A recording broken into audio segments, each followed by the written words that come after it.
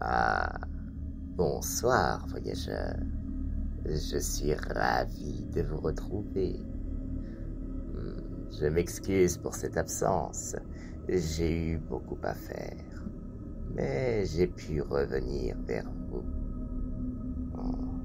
Vous n'imaginez pas les rebondissements pouvant se présenter dans la vie d'un épouvantail. Mais passons. Vous êtes venu pour une histoire, pas pour entendre les quelques rares péripéties que je peux connaître. Passons donc à celle-ci.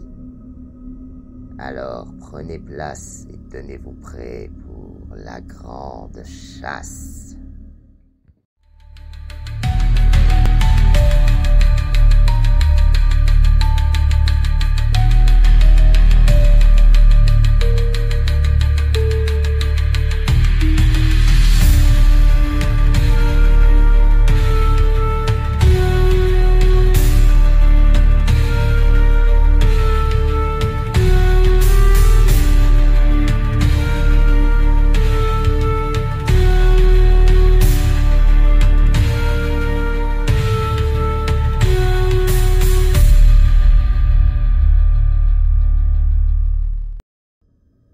Ce soir, nous n'allons pas remonter le temps comme nous le faisons d'habitude.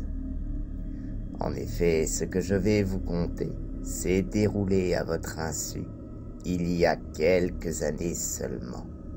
C'est dans un contexte de crise majeure que nous allons nous rendre à l'Est, et cette fois-ci, loin de toute civilisation. Alors qu'une jeune femme proche de la trentaine ouvrait les yeux, réveillée par les premières gouttes de pluie. Une simple averse qui ne durera pas. Surprise d'être tirée de son sommeil de cette façon, elle s'était redressée brusquement. Elle put alors constater qu'elle se trouvait dans une forêt à la végétation dense et luxuriante. Ah oui, c'était bien un lieu inhabituel pour revenir à soi, si bien que notre cher protagoniste ne put empêcher un violent mouvement de recul et une crise d'angoisse commença à saisir ses tripes. Le souffle court, elle regarda partout autour d'elle. Elle était totalement paniquée. Non seulement elle ignorait comment elle avait bien pu arriver là, mais en plus, lorsqu'elle essayait de se souvenir de ce qu'elle avait bien pu faire avant de s'endormir, c'était le trou noir. Elle ne se rappelait absolument de rien. Tout ce qu'elle pouvait voir dans son esprit était flou, nébuleux, voire même cryptique. Même son identité ne lui revenait pas. Sa respiration continuait de s'accélérer, tandis que les souvenirs manquants s'accumulaient. Dans sa cavale inversée, son dos heurta le tronc d'un vieil arbre. Le choc lui provoqua une frayeur supplémentaire, la faisant sursauter au point de se relever d'un seul coup. Lorsqu'elle put constater qu'il ne s'agissait que d'un arbre, elle put reprendre un petit peu ses esprits, car il n'y avait aucun danger immédiat. La jeune femme ferma les yeux afin de reprendre le contrôle de ses pensées et de son corps, ce qu'elle parvint à faire. Néanmoins, peu importe les efforts qu'elle pouvait fournir, sa mémoire, elle, ne revenait pas. Elle balaya les alentours du regard une seconde fois, mais en dehors de la dense végétation, elle ne put rien voir de plus. Elle regarda vers le ciel, mais les épais feuillages des arbres ne purent lui permettre de le distinguer clairement. Tout ce qu'elle put comprendre, c'était que le temps était nuageux. Impossible donc de déduire l'heure ou le moment de la journée. Elle se mit à tapoter ses poches, mais ces dernières étaient vides. Elle n'avait absolument rien sur elle. Étrangement, et sans qu'elle puisse expliquer pourquoi, l'absence d'un objet dans sa poche droite lui provoqua une désagréable sensation de manque, ainsi qu'une légère montée d'angoisse. Ne pouvant identifier la cause de cette dernière, elle essaya d'en faire abstraction et commença à se diriger dans une direction aléatoire. Après tout, elle ne savait pas où aller. Chaque arbre près duquel elle passait lui semblait identique au précédent. Pendant plusieurs minutes, elle se contenta de marcher en ligne droite, regardant autour d'elle, à l'affût du moindre changement un tant soit peu flagrant dans son environnement. Mais durant un long moment, rien. Jusqu'à ce que, d'un seul coup, un hurlement retentit au loin, déchirant le silence. C'était celui d'un homme. L'écho de ses sinistres vociférations résonna entre les troncs d'une façon particulièrement lugubre. Lorsqu'elle fit vibrer le tympan de la jeune femme, celle-ci se braqua instantanément. Bien que la complainte fût éphémère, elle lui parut bien longue, comme si cette dernière provenait directement des poumons se déchirant, ne pouvant supporter l'incommensurable douleur qu'il subissait sous cet effet. Lorsqu'elle prit fin, il subsista tout de même un écho des plus dérangeants, qui s'estompit peu à peu, faisant progressivement revenir le calme qui régnait précédemment. Mais avec cet événement, celui-ci s'en trouva alourdi. Même les oiseaux n'osaient plus chanter. Il ne subsistait que le délicat froissement des feuillages au gré de la légère brise soufflant dans la cime des arbres. La jeune femme restait immobile, glacée par ce qu'elle venait d'entendre. À cause de l'écho, elle n'avait pu clairement identifier la source du son. Par conséquent, n'importe quelle direction représentait un danger. Néanmoins, elle ne pouvait pas rester plantée là. Étrangement, elle eut le sentiment de ne pas pouvoir poursuivre la route qu'elle suivait. Elle se remit alors à marcher sur sa droite. Là encore, l'environnement ne variait pas, mais au bout de plusieurs minutes, elle crut entendre un léger craquement dans son dos. Elle fit volte-face et rien. Elle était seule. Elle resta immobile un moment, à l'affût du moindre son ou mouvement. Ne constatant rien de plus, elle fit un pas en arrière dans le but de se retourner, mais ce fut à cet instant qu'un bras puissant passa autour de son cou, lui coupant ainsi la respiration. Bien sûr, malgré la surprise, elle commença à se débattre. Mais elle comprit rapidement que son assaillant était bien plus fort qu'elle. L'air lui manquait, mais juste avant qu'elle ne perde conscience, ce dernier relâcha son étreinte, la laissant retomber lourdement au sol. Non sans difficulté, elle put reprendre son souffle. Elle se tourna alors en direction de l'attaquant et vit à cet instant un grand homme chauve, très musclé, une barbe frisée incroyablement fournie couvrant sa bouche ainsi que le bas de son visage. Son regard était dur et froid, et pourtant, au fond de ses yeux, la jeune femme put déceler une étincelle d'excitation. Non pas sexuelle, mais la même que pourrait éprouver un enfant devant un magasin de jouets dédié uniquement à son héros préféré. « Vas-y, cours, déclara-t-il doucement.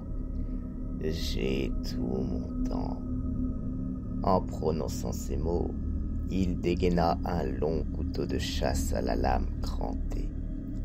En voyant cette arme si imposante, notre chère protagoniste s'exécuta. Elle se releva aussi vite qu'elle le put avant de fuir à toutes jambes. L'homme sembla lui laisser une longueur d'avance, puis il poussa un cri bestial avant de se lancer à la poursuite de sa proie. Celle-ci jetait des regards par-dessus son épaule pour surveiller l'avancée de son assaillant, et il fut rapidement évident que ce dernier pourrait la rattraper quand bon lui semblerait. Je pense que vous l'aurez compris, ce n'était pas ce qu'il cherchait à faire dans l'immédiat. Il avait plutôt l'air de prendre son temps. de savourer chaque seconde de sa traque. La jeune femme fuyait aussi vite qu'elle le pouvait. Mais, à force de regarder derrière elle, ses pieds finirent par heurter une racine qu'elle n'avait pas vue.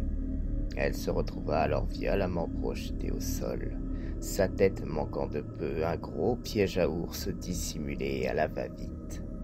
Suite à sa chute, le chasseur cessa de courir. Il était convaincu que sa proie avait été prise dans le piège et il se permit donc de la narguer. Tant préoccupé par la survie que ça ne prête même plus attention aux dangers de l'environnement. La jeune femme était terrorisée. Elle pouvait sentir l'afflux sanguin lui compresser les tempes, tandis que son cœur battait si fort qu'il aurait pu briser sa cage thoracique afin de s'expulser lui-même de sa poitrine. La panique avait totalement pris le pas, et son instinct de survie guida alors ses pensées. Elle attrapa le piège et le lança au visage de son assaillant d'un geste rapide. Celui-ci, ivre de confiance, n'avait pas anticipé une telle possibilité. Le choc de l'outil referma les mâchoires de fer affûtées grossièrement sur son crâne. Son hurlement de douleur fut bien similaire à celui qui avait pu être entendu plus tôt. En un instant, il bascula en arrière. Le choc au sol fut accompagné d'un nouveau râle de souffrance, mêlé à une poignée d'insultes à peine compréhensibles. À cet instant, l'homme imposant ne ressemblait plus qu'à une vieille tortue sur le dos, gesticulant dans tous les sens, en essayant vainement de se libérer de l'emprise du piège d'acier. Il était évident que sa survie n'était que de quelques minutes. Mais la jeune femme n'avait nullement l'intention de rester sur place pour le confirmer. Elle attrapa le grand couteau que le chasseur avait lâché avant de reprendre sa fuite. Elle coura donc à toutes jambes, jetant régulièrement des coups d'œil par-dessus son épaule. Visiblement, son assaillant ne parvenait pas à se libérer du piège, car à mesure qu'elle s'éloignait, les râles se firent de plus en plus lointains jusqu'à s'éteindre totalement. Malgré ça, elle poursuivit sa course durant quelques minutes afin de s'assurer d'être le plus loin possible du chasseur. Exténuée, elle s'arrêta donc à proximité d'une rivière, puis se laissa tomber sur la rive. Elle avait cruellement besoin de reprendre son souffle. Elle avait la sensation que ses mollets étaient déchirés, que ses chevilles étaient gonflées et que ses pieds étaient en feu. Elle se pencha au-dessus de l'eau et commença à boire afin d'étancher sa soif. Elle en profita également pour se rincer le visage, celui-ci étant couvert de sueur. Une fois cela fait, elle prit un moment afin de se calmer. Elle était parvenue à échapper à son assaillant, mais elle n'avait aucune garantie sur son sort et ignorait toujours où aller. Elle observa un instant la petite rivière et put constater que le courant allait vers sa droite. Pour l'heure, elle n'avait pas de meilleure solution que de le suivre et s'y attela donc sans plus tarder. Ayant désormais un objectif à suivre, elle décida d'accélérer le pas tout en restant sur ses gardes. Son regard balayait les fourrés, tandis que son ouïe restait attentive au moindre son. Elle avait été surprise une fois, et elle ne tenait pas à ce que cela se reproduise. En d'autres termes, ses sens étaient en alerte. Le sentiment d'angoisse pesante qu'elle ressentait ne se dissipait pas, malgré le calme apparent des environs. Elle marcha plusieurs minutes dans un silence absolu, lorsque soudain, une flèche passa à toute vitesse devant son visage. Elle s'immobilisa net, puis porta son regard dans la direction opposée au projectile. À une dizaine de mètres se tenait un homme, la tête recouverte d'une capuche et tenant un arc de compétition dans sa main gauche. Il affichait un grand sourire malsain, lui donnant un air étrangement satisfait. De toute évidence, il avait volontairement manqué sa cible. Il encocha une nouvelle flèche et tira d'un geste extrêmement rapide. Cette fois-ci, la flèche frôla l'oreille de la jeune femme paralysée par la peur. Le sourire de ce nouveau chasseur s'élargit davantage. « Es-tu tellement effrayé que tu ne peux même plus bouger ? La peur est-elle si grande qu'elle couvre ton instinct de survie ? Parfait. L'ombre absolue réclame ta peur. » Notre cher protagoniste ne comprenait pas ce qu'il voulait dire par là. Il encocha une nouvelle flèche en lui disant que celle-ci ne la manquerait pas cette fois-ci si elle ne se mettait pas à courir tout de suite. Visiblement, l'homme voulait une vraie chasse. Il voulait la traquer. Elle n'avait vraiment pas envie de lui donner ce plaisir, mais elle ne pouvait pas faire autrement. Elle se mit alors à fuir une nouvelle fois, tout d'abord en continuant de longer la rivière avant de bifurquer vers la forêt, espérant pouvoir bénéficier de la protection des arbres pour se cacher des flèches. En y entrant, elle se mit à zigzaguer entre les troncs, et grâce à cela, elle échappa de peu à l'un des projectiles. Elle put entendre le chasseur éclater de rire. Il semblait être en transe, ce qui le rendait encore plus effrayant qu'il ne l'était déjà. La jeune femme poursuivit sa course sans relâche, malgré la douleur, car à cet instant, son envie de vivre était sans pareil. Les flèches sifflaient à côté de ses oreilles, mais tout à coup, elle put entendre un autre bruit. Un bruit de brouhaha éclatant lors d'un choc. Elle ne put s'empêcher de regarder par-dessus son épaule, sans ralentir pour autant, mais en voyant un homme tenant une bûche brisée dans les mains, tandis que l'archer basculait en arrière. Elle ne put que s'arrêter. L'homme lui fit alors signe de reprendre sa course au plus vite. Visiblement, il était dans la même situation qu'elle. La fuyarde hésita un instant, mais ce fut bien bref, car le chasseur se releva rapidement, et en un éclair, il prit l'une de ses flèches et la planta directement dans le cou du pauvre homme. « Regarde-toi mourir. Ta peur nourrira l'ombre, lâcha-t-il d'un air sombre. Puis il repérit la flèche et l'encocha à son arc en un éclair, tandis que le corps de l'homme tombait lentement. Puis il tira en direction de sa proie. Celle-ci eut le réflexe de se remettre à courir juste à temps, empêchant ainsi le projectile de l'atteindre. Mais elle était exténuée. Elle ne pouvait plus courir aussi vite qu'avant. Elle se plaça derrière un arbre au tronc large, puis commença à attendre. Elle ne pouvait pas fuir davantage, elle en était bien consciente. Elle allait devoir tenter le tout pour le tout. Elle put entendre à nouveau le rire de l'archer, celui-ci se mettant à la narguer, déclarant qu'il était temps d'en finir. Elle put percevoir un léger agacement suite à l'événement qui venait de se produire. Lorsqu'elle tendit l'oreille afin de mieux suivre ses déplacements, elle put l'entendre s'approcher. Elle s'arma du couteau qu'elle avait pu subtiliser plus tôt et commença à tourner autour de l'arbre à mesure que l'archer avançait. Elle se doutait qu'il allait tenter de rester à distance et elle avait espoir de l'amener à s'approcher d'elle afin d'avoir une chance de le prendre par surprise. Visiblement, son plan était en bonne voie. Elle put l'entendre grogner avant qu'il se mette à s'approcher de l'arbre au pas de course. Elle fit le tour du tronc aussi discrètement que possible, et ce fut à cet instant qu'elle put entendre qu'il se mit à faire de même. Il avait bien compris qu'elle essayait de se cacher, tout du moins c'est ce qu'il pensait. Elle décida d'aller à sa rencontre, et dès qu'elle put voir la pointe de sa flèche, elle se rua en avant, le couteau fermement tenu dans ses mains.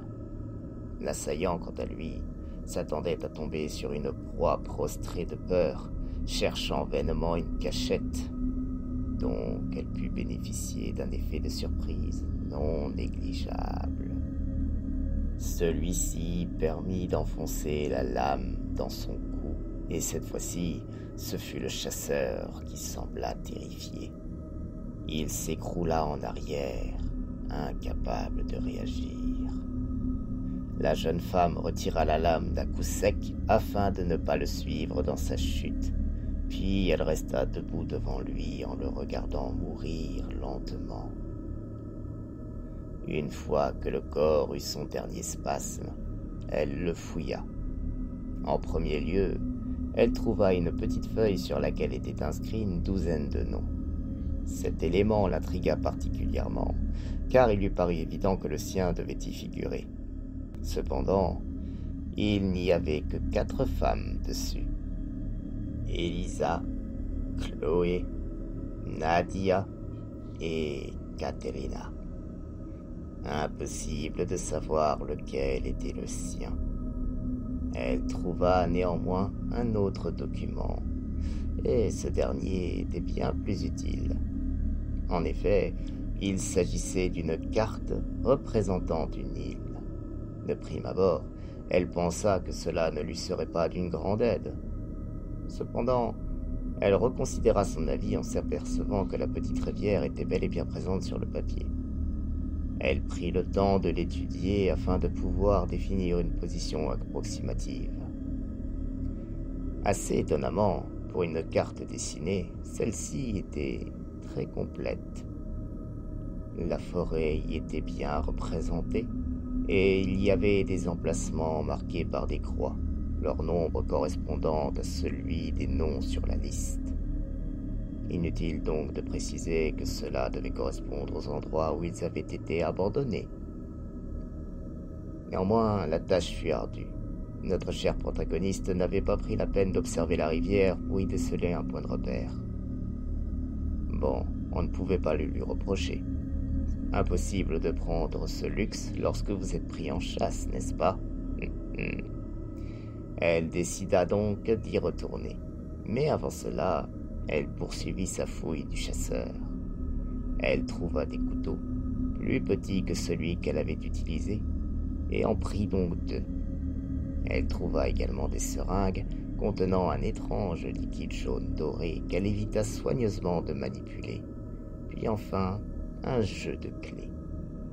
En tombant dessus, elle consulta une nouvelle fois la carte, en se demandant pourquoi un chasseur sur une île se trouvait avoir des clés en sa possession. C'est là qu'elle put voir un baraquement au sud-ouest de l'île, sur la plage et non loin de la rivière. Elle avait trouvé son objectif. Elle rebroussa donc chemin, se rappelant assez bien de la direction qu'elle devait prendre. Elle se hâta tant que possible, mais tout en restant aussi discrète qu'elle le pouvait. Si la liste qu'elle avait trouvée regroupait les proies dont elle faisait partie, cela pouvait donc signifier qu'il y avait au moins autant de chasseurs. Enfin, ce fut sa supposition. Elle parvint rapidement à retrouver le cours d'eau, et dans l'ombre d'un buisson pour rester hors de vue, elle l'étudia attentivement, ainsi que son environnement à la recherche du moindre élément lui permettant enfin de se repérer. À l'endroit où elle se trouvait, le lit de la rivière s'élargissait avant de se resserrer une dizaine de mètres plus loin. Elle examina la carte et put trouver l'endroit. L'ouverture ainsi que la fermeture de cet élargissement étaient suffisamment distincts pour qu'elle puisse se repérer et voir qu'elle n'était plus très loin du baraquement. Elle observa attentivement la forêt afin de s'assurer qu'elle était bien seule avant de quitter sa cachette de fortune et de finalement suivre le cours d'eau, mais en prenant garde à rester près des arbres, marchant à pas de loup afin d'être la plus discrète possible. Au bout d'environ un quart d'heure de cette marche monotone, un bruit attira son attention. Elle se baissa immédiatement dans un buisson et regarda en direction de la rivière. De l'autre côté, à une dizaine de mètres, elle put apercevoir un homme exténué prenant appui sur un rocher couvert de mousse. Celui-ci se retourna et commença à implorer la pitié en s'agenouillant. Il argumentait en mettant sa fortune en avant, mais le chasseur lui offrit comme seule réponse qu'un rire hautain et satisfait avant de planter son grand couteau en plein dans sa poitrine. « Ton argent n'a aucune valeur comparé à ta peur. Le seigneur Hanst exige que ce sentiment, déclare-t-il fièrement, avant d'éventrer sa proie d'un geste vif. » Le pauvre homme hurla de douleur, et lorsqu'il vit ses viscères se répandre au sol devant lui, la terreur qu'il exprima fut sans pareille. La scène était insupportable, et la jeune femme s'empressa de détourner le regard. Ce sinistre événement parut durer une éternité. Elle resta prostrée dans le buisson, à écouter les plaintes d'agonie d'un homme essayant de remettre ses organes à leur place, mêlés à d'étranges sons gutturaux de jouissement provenant de l'autre. Finalement, lorsque les gémissements de la proie cessèrent, notre jeune protagoniste se décida à regarder à nouveau. La scène qu'elle put voir lui parut surréaliste. Le chasseur se pencha sur le corps avant de plonger sa main dans l'immense déchirure qu'il avait faite. Puis, d'un geste sauvage, il arracha l'une des côtes avant de la sangler autour de sa taille. Un trophée. Ensuite, il leva la tête vers le ciel, puis il prit une grande inspiration. Il semblait être en transe. Finalement, il revint à lui au bout de quelques secondes, puis il prit un talkie-walkie, mais il parla d'une voix si basse que la jeune femme ne put comprendre le moindre mot. Cependant, elle put remarquer qu'il semblait appeler quelqu'un, et qu'il répétait quelque chose, mais sans la moindre réponse. Il poussa un soupir d'exaspération, puis commença à longer la rivière dans la direction opposée à laquelle la jeune femme comptait se rendre. Celle-ci patienta donc quelques instants, afin de s'assurer que le chasseur était suffisamment éloigné. Puis elle reprit sa route. Son cœur battait à toute rompre.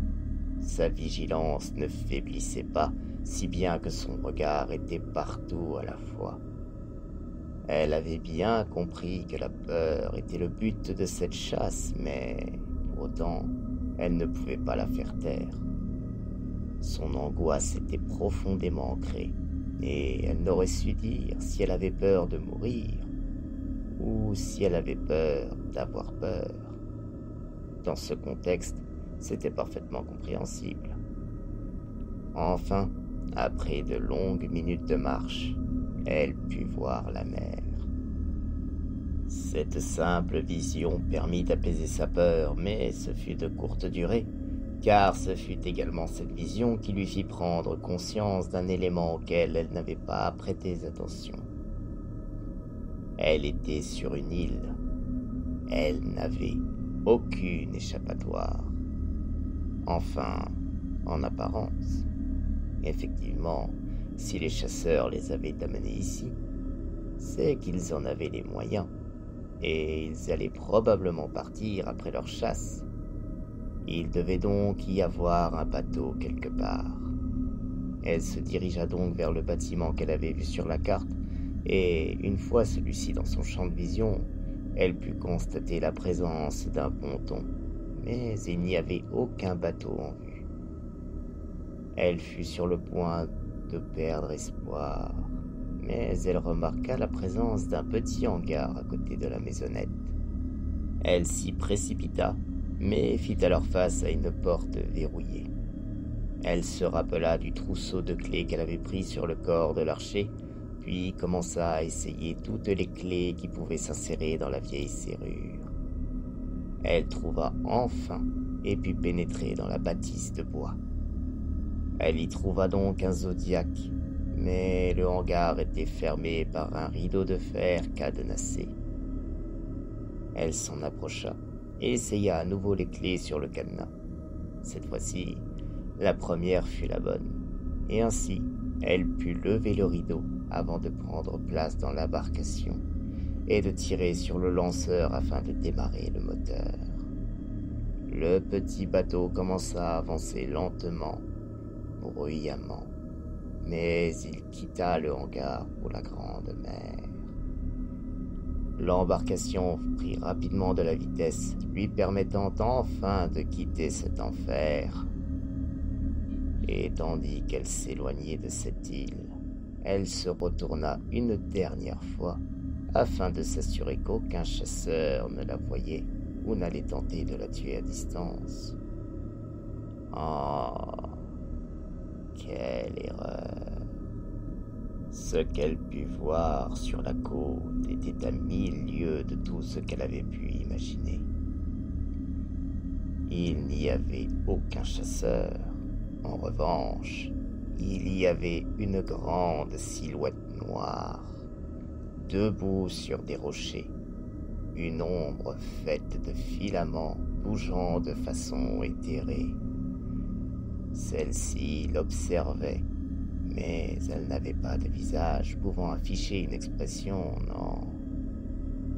Il n'y avait que 2 petits yeux orange fixés sur elle.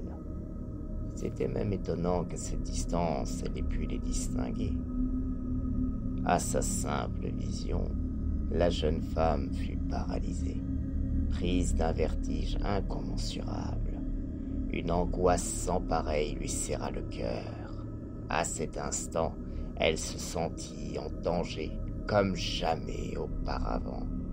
Même lorsqu'elle fut chassée sur cette île, elle ne s'était pas sentie autant en danger.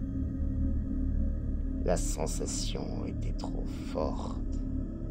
Elle se mit à faire une crise d'angoisse sans égale, une crise si puissante qu'au bout de quelques secondes, qui pourtant parurent durer une éternité, elle perdit connaissance. Lorsqu'elle se réveilla, elle était allongée dans un lit d'hôpital, en sécurité. Mais l'angoisse ne l'avait pas quittée. Certes, elle n'était plus aussi forte que sur le zodiaque, mais elle était toujours présente. Ce qu'elle ignorait à cet instant, c'était que ce sentiment ravageur n'allait plus jamais s'éteindre. Le peu de personnes ayant eu la malchance de poser leur regard sur Ernst étaient condamnées à vivre dans l'angoisse permanente et la paranoïa. Désormais, elle en faisait partie. Elle, la première survivante de la grande chasse, était dès lors condamnée à nourrir l'ombre absolue jusqu'à la fin de son existence. Néanmoins, elle put raconter son histoire aux autorités et une grande enquête fut menée, révélant des décennies de massacres, ce qui permit enfin d'y mettre un terme, du moins à cet endroit. Ah, quelle histoire! Je suppose que vos questions sont nombreuses. Après tout, nous venons de découvrir notre premier être éthéré, une sorte de divinité, et surtout l'une des plus puissantes et dangereuses. Mais ne gâchons pas le mystère, nous en reparlerons un jour. En ce qui concerne la jeune femme, elle est toujours vivante, mais changée à jamais par la vision de l'ombre absolue.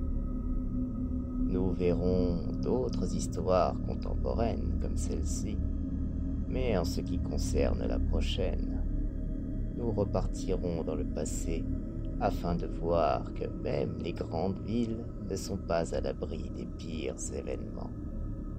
Ah, à bientôt, voyageurs. Soyez vigilants. Après tout, j'espère bien vous revoir, car l'épouvantail aura toujours une histoire pour vous.